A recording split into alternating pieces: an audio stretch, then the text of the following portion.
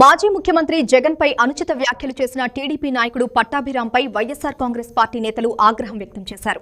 వెంటనే క్షమాపణ చెప్పాలని డిమాండ్ చేస్తూ వైసీపీ నాయకులు నిరసన కార్యక్రమం చేపట్టారు.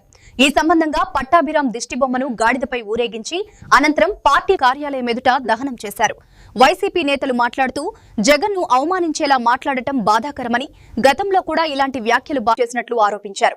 ఇకపై ఇలాంటి వ్యాఖ్యలు చేయకుండా నోరు అదుపులో పెట్టుకోవాలని హెచ్చరిస్తూ, లేకపోతే కార్యకర్తల ఆగ్రహానికి గురికాక తప్పదని స్పష్టం చేశారు. తెలుగుదేశం పార్టీ యొక్క స్పోక్స్ పర్సన్, ఆంధ్ర స్వచ్ఛ కార్పొరేషన్ చైర్మన్, అతని పేరు ఈ పట్టాభి రావడమే స్టూడియోకి గంజాయి కొట్టొచ్చినట్టున్నాడు. ఎందుకంటే ఈ మధ్య టీడీపీ పార్టీ వాళ్ళకి అలవాటైపోయింది. అతను మా జననేత జగన్మోహన్ రెడ్డి, మాజీ ముఖ్యమంత్రి వర్యులనే జ్ఞానం కూడా లేకుండా తన నోటికొచ్చినట్టు వాడు వీడు అని పదజాలంతో సంబోధించినాడు. అతను ఆ డిబేట్లో మాట్లాడుతూ దివంగత నేత రాజశేఖర్ రెడ్డి గారు మరణించినప్పుడు ఈయన బాధపడకుండా సీఎం కుర్చీ కోసం సంతకాల సేకరణ చేశాడని చెప్పడం జరిగింది. అయ్యా బోసిడికే కాంగ్రెస్ పార్టీ ప్రస్తుత తెలంగాణ డిప్యూటీ సీఎం బట్టి విక్రమార్క గారు కానీ, ఆంధ్రప్రదేశ్కి సంబంధించిన కాంగ్రెస్ నాయకులు ఉండవల్లి అరుణ్ కుమార్ కానీ, రఘువీరారెడ్డి గారు కానీ, ఇంకా శైలజానాథ్ గారు కానీ 1,00,000 సార్లు చెప్పడం జరిగింది జగన్మోహన్ రెడ్డి గారు సంతకాల సేకరణ చేయలేదు అని.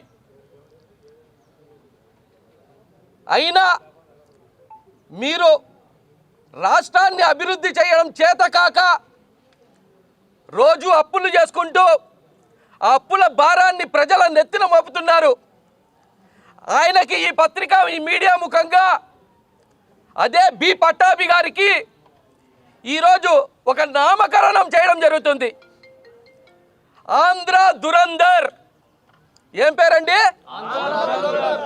ఎందుకు ఆంధ్ర దురందర్ అంటే, అదే లైవ్ డిబేట్లో ఆ బి పట్టాభి అలియాస్ ఆంధ్ర దురందర్ మాట్లాడుతూ సునీత గారు వైఎస్ వివేకానంద రెడ్డి గారి కేసుని సిబిఐకి ఇస్తామని అడిగితే సిబిఐ ఏం లేదు, ఏం అవసరం లేదు, బయటికి పో అన్నాడంట. దురందర్ సినిమాలో హీరో పాకిస్తాన్లో స్పైగా ఉన్నట్టు సమాజంలో ఒక ఉన్నత స్థానంలో ఉండాలని ప్రతి ఒక్కరికి ఒక కోరిక అయితే అందరికీ ఉంటుంది. కానీ ఆ కోరిక నెరవేర్చుకోవాలంటే అదే విధంగా సమాజానికి మంచి పనులు చేయాలి, గొప్ప సంస్కరణలు తీసుకొని రావాలి. అప్పుడే దాన్ని గుర్తుపెట్టుకుంటారు కలకాలం ప్రజలు.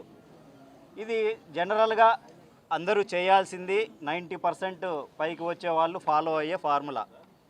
కానీ దీనికి ఇంకో పద్ధతి కూడా, దొడ్డిదారి అనేటువంటిది ఒకటి ఉంది. మిగతా 10% ఏం చేస్తూ ఉంటారంటే వీళ్ళు పక్కన వాళ్ళని చెడ్డగా చూపించాలన్నమాట. సో ఆటోమేటిక్గా పక్కన వాళ్ళని తక్కువ చేసి చూపిస్తే వీళ్ళు ఏమవుతారంటే వీళ్ళు ఎలివేట్ అవుతారనేది వీళ్ళ తాపత్రయం.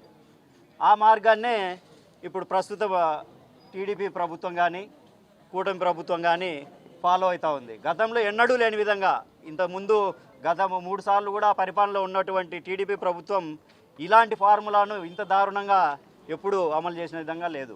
ఎందుకంటే ఏ విషయం సందర్భ సమయం లేకుండా వైఎస్ఆర్ గారి మరణాన్ని తీసుకురావడం, అక్కడ ఏమి ఇల్లేదో చూసినట్టు, అక్కడ ఉన్న వారందరూ ఏమి జరగలేదు, అలాంటిది ఏమి లేదు అని చెప్పి అక్కడ ఉన్న నాయకులందరూ పదే చెప్పినా కూడా మళ్ళీ దాని సమయ సందర్భం లేకుండా తీసుకొచ్చి వైఎస్ఆర్ కార్యకర్తలను రెచ్చగొట్టే విధంగా ఈ విధమైనటువంటి కలాపాలు అనేటివి రిపీటెడ్గా జరుగుతూ ఉన్నాయి.